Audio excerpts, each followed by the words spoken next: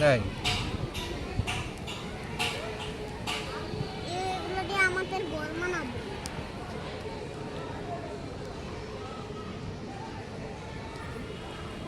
পাতা ছিঁড়ে আমার একটা বাচ্চা হবে, একটা ছোট্ট বিলারের বাচ্চা।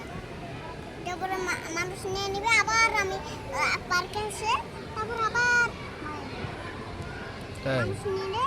দেখেন তো আমার মাথার উপরে একটা প্রজাপতি ঘুরে নাকি হ্যাঁ, ঘুরে হুম,